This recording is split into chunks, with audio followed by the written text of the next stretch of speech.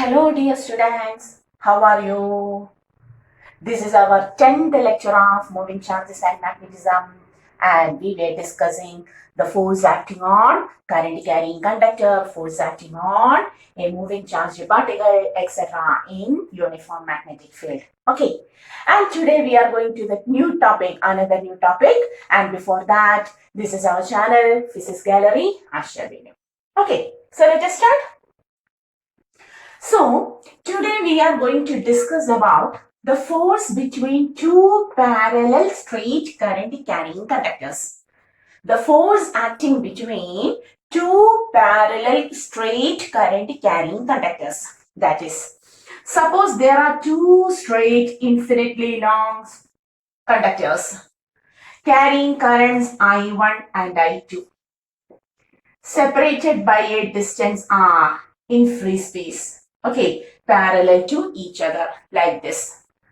Okay, so what happens when two straight current carrying conductors are kept parallel to each other nearby?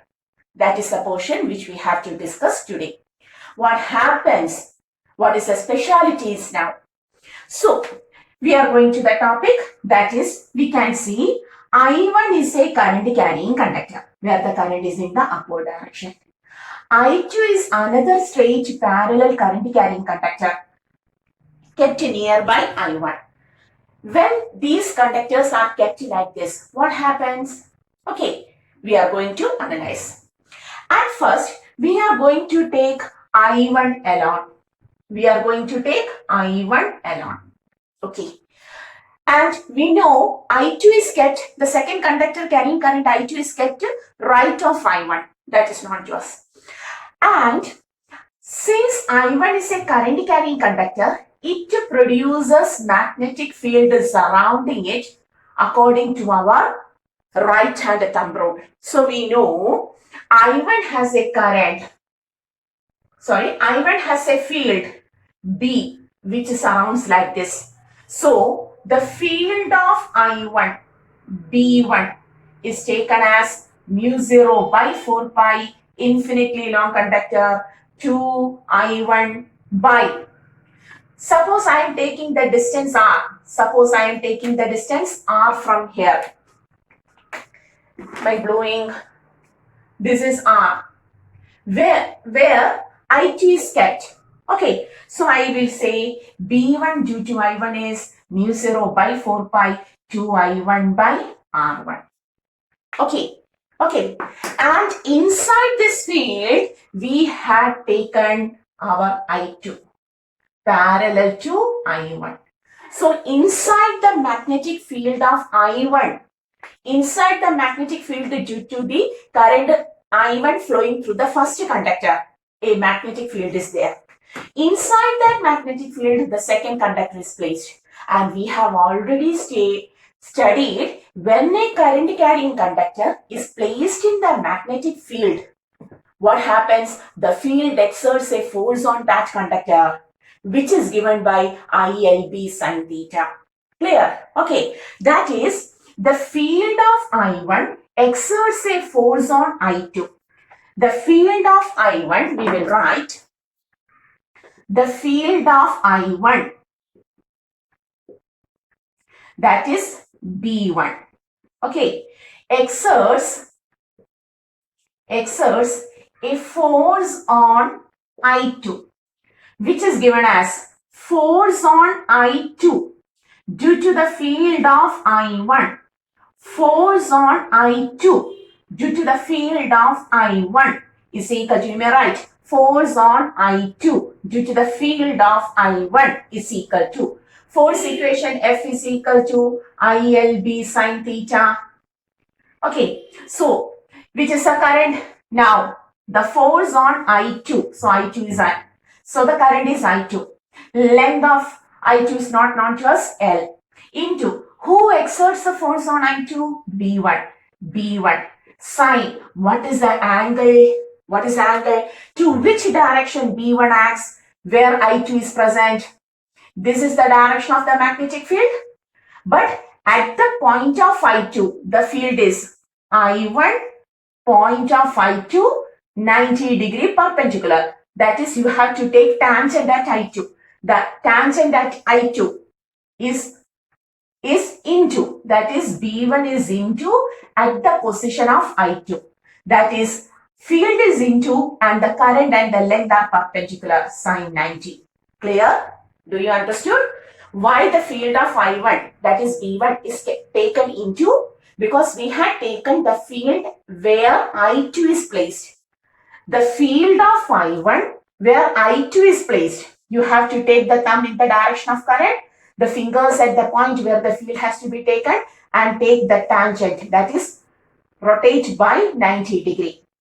Sine 90. Field is into and current and conductor are in the upward direction.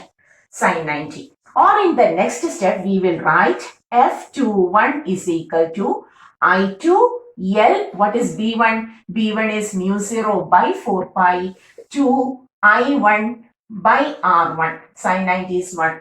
Or F21 per unit length. What is length? Not. So the force on the second conductor due to the field of the first one is equal to mu 0 by 4 pi to I1 I2 by R per unit length. So what is the force on the second conductor? What is the force on the second conductor? Due to the current on the first, due to the field provided by the current carrying conductor of the first one. It is force per unit length of the second conductor due to the field of the first one is mu 0 by 4 pi to I1 I2 by R. Clear? Okay, this much topic is clear to you? So at first, we have analyzed the force provided by the field of I1 to the current of I2, the current of the second conductor. Clear? And the force per unit length of the second conductor due to the current and the field of the first one is equal to mu 0 by 4 pi to I1 I2 by R per unit length of the second conductor. Correct? Okay. If so, analyze I2. Now analyze I2. I2 is also a current carrying conductor. I2 is also a current carrying conductor which also produces a field on I1. Okay, now we are going to take the field of I2. This is the direction of current and the field is like this. So what is the direction of field provided by I2?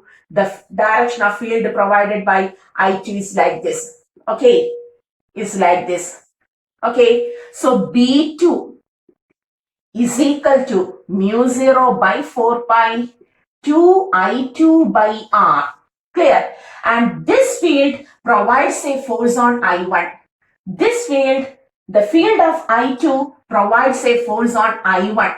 Okay, so now we are going to take the second one. The force on I1 due to the field of I2. The force on I1 due to the field of I2 is equal to ILB sine theta. That is, now the force is exerted to I1. Now the force is exerted to I1. The length of I1 is not. But the field is provided by the second one. Sine. What is the angle? What is the direction of B2 at the position of I1? That is, take the fingers like this. This is the current carrying conductor now. The field passes like this. And now at this position I1 is kept. Take the tangent. Tangent means towards me. 90 degree rotate. Okay. That is, it is out of the plane. So field of I2, that is B2, acts out of the plane at the position of I1. That is, now 2, it is sine 90. Or we will write I1 L, B2 is mu 0 by 4 pi to I2 by R, sine 90 is 1. Therefore, we can take the force on the first conductor due to the second per unit length is equal to mu 0 by 4 pi to I1 is there, I2 is there, R is there. Okay, so what is the speciality now? Look, listen. At first, we have taken the field of I2. Okay, at first we have taken the field of I1. This was the first condition. At first we have taken the field of I1, that is B1, which is into at the position of I2. And we analyze that the field of I1 provides a force on I2. The field of I1 provides a force on I2. The force on I2 due to the field of I1 is equal to, on solving, mu 0 by 4 pi 2 I1 I2 by R per unit length of I2. Similarly, secondly, we have taken the field of I2 at the position of I1. The field of I2 at the position of I1 is out of the plane. Okay, and that field provided by I2 also exerts a force on I1. Force on I1 due to the field of I2 is also equal to solving. It is also equal to mu 0 by 4 pi 2 I1 I2 by R per unit length. What does this mean? What does this mean? That is, when two straight parallel current carrying conductors are kept nearby, when two straight parallel current carrying conductors are kept nearby, what happens? Each conductor is in the field of other. Okay? Each current carrying conductor is in the field of other. And each field exerts a force on other. And in both of them, the force per unit length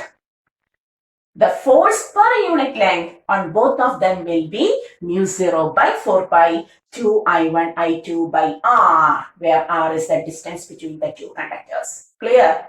So what we analyzed now, when two straight parallel current carrying conductors are kept nearby in vacuum, each conductor is in the field of other. And each field exerts a force on other. And the force per unit length of each conductor will be equal to mu 0 by 4 pi 2 I1 I2 by R. Clear? Okay, do you understood? That is, each conductor experiences a force per unit length. The force per unit length of I1 due to I2 is equal to mu 0 by 4 pi 2 I1 I2 by R. Similarly, the force per unit length of I2, okay, due to I1 is also equal to mu 0 by 4 pi 2 I1 I2 by R. Clear? So, both force on 2 due to 1 per unit length, force on 1 due to 2 per unit length are same, mu 0 by 4 pi 2 I1 I2 by R. Okay, now we want the direction also. What is the direction? We are going to take the direction also. So, at first we are taking the force on 1 due to 2. That is, the force on 1 is provided by B2. B2 is out. Okay, the direction of force is given by Fleming's left-hand rule. The direction of force is given by Fleming's left-hand rule. So at first we are going to take the force on 1 due to the field of 2. So B2 is out. Forefinger towards field. B2 is out. We are taking this. That is F12. We are taking F12. What is the direction of F12? Force on 1 due to 2. That is field due to 2. The field is out. So forefinger towards field.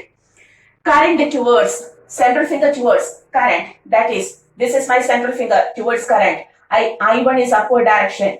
B2 is outward. I1 is upward direction. Then the thumb gives the direction of the force. That is, this is the direction towards right. Understood? This is I1. This is B2 and this is thumb. That is force. So force is towards right. Like this. Towards right. Okay. And what about the force on I2? Force on I2 is provided by B1. Okay. And B1 was into. Force on I2 was provided by B1. At the position of I2, B1 was into the plane. So forefinger towards field. Central finger towards current. Now, the thumb is towards the left. That is force on I2. Force on I2 due to B1 is towards left. Okay, left.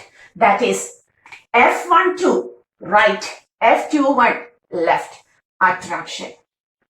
They attract each other. They attract each other. That is, if the direction of current are same, we can say the force will be attracting. And if you reverse the direction of any one of the current, Then taking Fleming's left-hand rule and analyzing, the magnitude will be same. But when you take the direction by using Fleming's left-hand rule, you can see that the direction will be repulsive. That is, one will go towards the left. That is, I1 will move towards the left and I2 will move towards the right if the opposite direction are taken. But now we have taken the direction in the same sense, therefore attraction occurs. Okay, so do you understood what we have discussed today? So today we have taken two parallel straight current carrying conductors and they are kept in free space at a distance r. So when we look, we see that each conductor is in the field of other and each field exerts a force on other, and the force per unit length of each conductor is equal to mu0 by 4 pi 2 I1 I2 by r. And the direction of force will be attractive if the direction of current are in same way, and the force on each conductor will be repulsive if the direction of current are in opposite way. Okay, clear? Okay, so this is the topic, force between two straight parallel current carrying conductors. Hoping you understood. Clear? Go through the topic 1 or 2 times, then it becomes perfect. At first we have taken the force on 1 due to the field of, force on 2 due to the field of first one. Then we had taken force on 1 due to the field of second one. Okay, magnitude is same for per unit length, magnitude is same, and also the direction is attractive if the direction of current are same by using the Fleming's left hand rule. And if the direction of current are reversed, what happens? One upward and other is downward, then what happens? The force will be repulsive. They repulse each other. Clear? Okay. So, hoping you understood the topic. Pause the video and take the notes. Clear? So, now we understood. The force acting per unit length of each conductor, which are kept parallel to each other, is mu0 by 4 pi 2 I1 I2 by r. That is, the equation for force is F is equal to force per unit length. Generally, F12 or F21, both of them are same. So, I am taking F per unit length is equal to mu0 by 4 pi 2 I1 I2 by r. Clear? Okay. And from this equation, we generally define 1 ampere current. We can define 1 ampere current from this equation. That is, suppose we have taken two straight current carrying conductors which are 1 meter apart, carries 1 ampere. Okay, then what about the equation? Force per unit length now becomes, what is mu0 by 4 pi 10 raised to minus 7. Then there is a 2 into 10 raised to minus 7. We had taken 1 ampere and the distance is 1. So, if the current flowing through the conductors is 1 ampere and the conductors are kept 1 meter apart, then we can say the force per unit length will be 2 into 10 raised to minus 7 Newton. That is, now the force per unit length will be 2 into 10 raised to minus 7 Newton. Therefore, we can define 1 ampere as that current.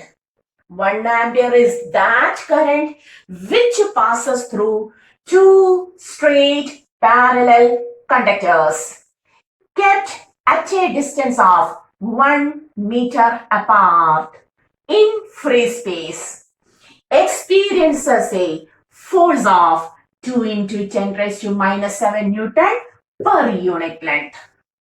Once more, how can you define 1 ampere? You may pause the video and take the notes. Because several times in NCERT, that is board exam, the question is asked, a repeated question. How can you define 1 ampere on the basis of these two straight parallel conductors? Okay, that is 1 ampere is that current which when flows through two straight parallel conductors kept 1 meter apart in free space, experiences a force of 2 into 10 raised to minus 7 Newton per unit length. You have to specify that per unit length. 1 ampere is that current which when flows through two straight parallel current carrying conductors, kept 1 meter apart in free space experiences a force of 2 into 10 raised to minus 7 Newton, okay, per unit length. And the force will be attractive if the direction of current is same, and the force will be repulsive if the direction of current will be opposite. Clear? Okay. So hoping you understood the topic. Clear? So we have completed the first part of today's class, that is force between two parallel straight current carrying conductors. Okay. And now we are going to the next part, that is next topic. Now suppose we have got a rectangular coil. We have got a rectangular coil A, B, C, D. And this rectangular coil also carries a current I. The current in the coil is I. Closed loop, so current flows I. Okay, clear? The length of the loop is L and the breadth of the loop is B. Length is L, breadth is B. Okay, and the coil is placed between the poles of a strong magnet, north, south poles of the magnet. Okay, if we take the north-south poles like this, the magnetic field provided by the magnet will be towards the north to south like this. The magnetic field provided by the magnet will be from north to south like this. That is, our coil is placed in a uniform magnetic field. Our coil is placed in a uniform magnetic field. Heading. A rectangular coil or a current carrying coil, any shape, no matter. A current carrying coil placed in uniform magnetic field, what happens? That is the question. That is the topic we have to analyze now.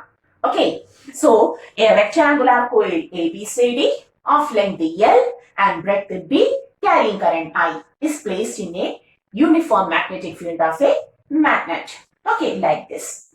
The field is towards right. What happens? We have to discuss. Now we have discussed what happens when a charged particle enters into uniform magnetic field. F is equal to QBB sin theta. What happens when a current carrying conductor is kept in uniform magnetic field? Yes, F is equal to ILB sin theta. What happens when two straight parallel current carrying conductors are kept nearby? Yes, the force per unit length is equal to mu0 by 4 pi 2I1 I2 by R. Similarly, what happens when a current carrying coil is placed in uniform magnetic field? That is the topic which we have to discuss now. Okay, so here, listen, we are taking the coil into four parts. AB is a conductor, BC is another conductor, CD is another conductor, and DA is another conductor. We are taking the coil into four different parts or conductors. If we are taking AB alone, AB is a current carrying conductor placed in uniform magnetic field. A current carrying conductor which carries a current I, length L, placed in uniform magnetic field, perpendicular to it. B is towards right, current is upward, perpendicular to it. It experiences a force and that force is equal to ILB sin theta. Tell me FAB. I into L into B into sin 90 because current is in upward direction and field is towards the right. Okay, sin 90 is 1. So it becomes ILB. Towards which direction? Fleming's left hand rule. Forefinger towards field, field towards the right. Central finger towards current, current upward. AB, current is upward. And thumb into. Thumb is into. That is force is into. Clear? Okay. Now, what about the BC portion? Yes, there is a current I.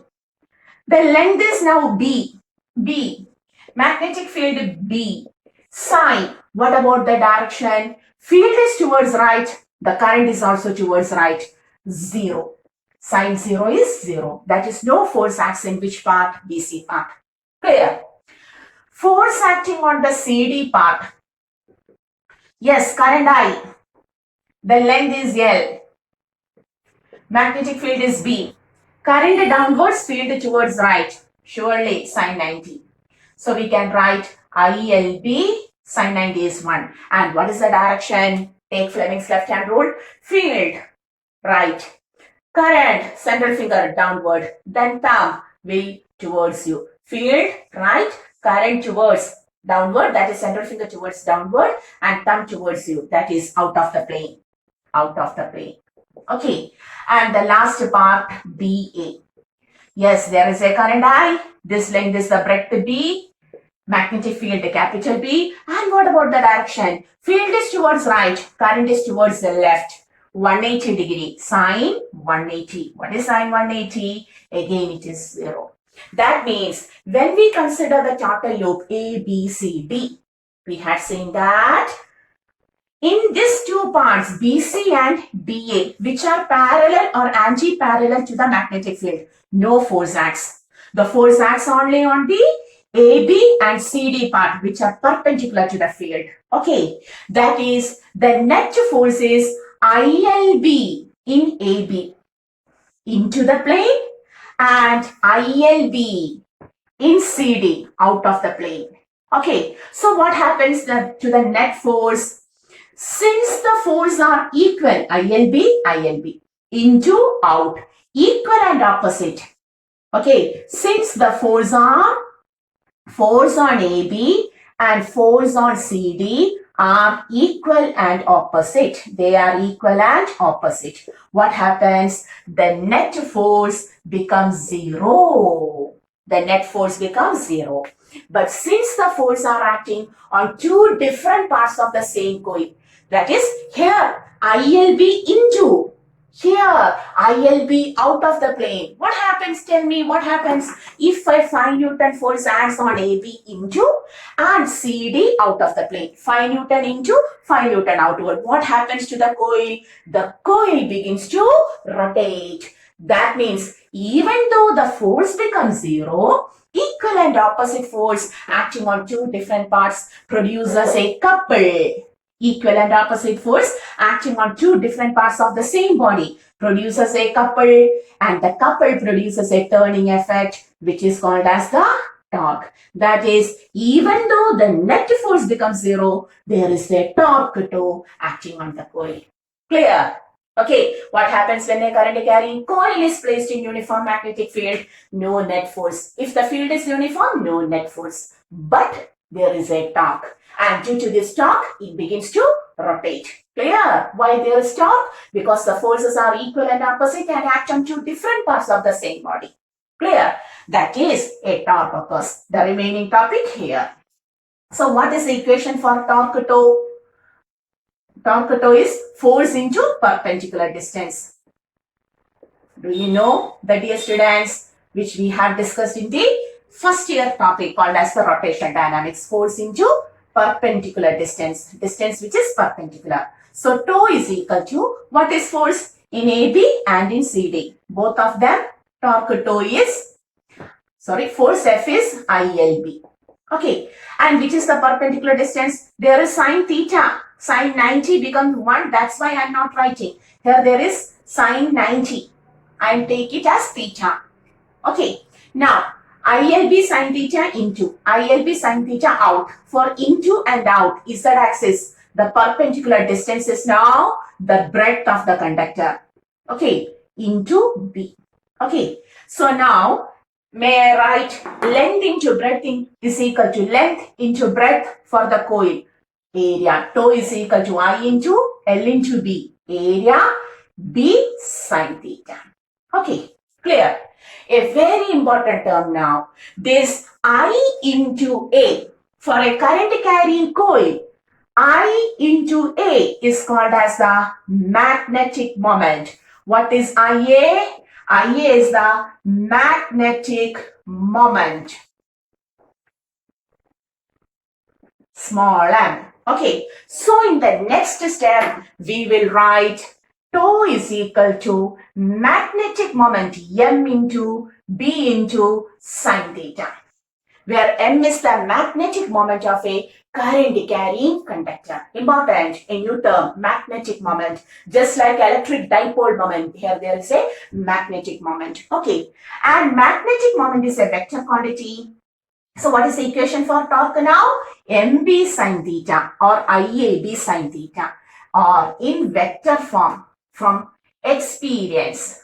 Practically, we will get it as Torque toe is equal to M cross B. Torque toe is equal to M cross B. Once more, what happens when a current carrying coil is placed in uniform magnetic field? We analyzed each and every part and finally concluded that the force acting on two parts is zero, that is BC and AD. But the force acting on the other two parts AB and CD are equal and opposite. Okay, they are equal and opposite. So what happens? The net force becomes zero, whereas a torque acts on it, and the torque toe is equal to, yes, the equation becomes very important. The torque toe is equal to IAB sin theta, the first equation. Torque toe is equal to MB sin theta, second equation. And in vector form, torque toe is equal to M cross B. If n turns are present, you can put an n also. For one coil, this is the torque. So for two coils, 2 times. 10 coil, 10 times. N coil, n times. Okay. N. Clear? So today we have completed the topic force between two straight parallel current carrying conductors and the torque acting on a current carrying coil. Clear? Okay. So till the next class, study well, stay well, and we are continuing the same topic in the next class also. Winding up, this is our channel, Physics Gallery, Ashwini. See you.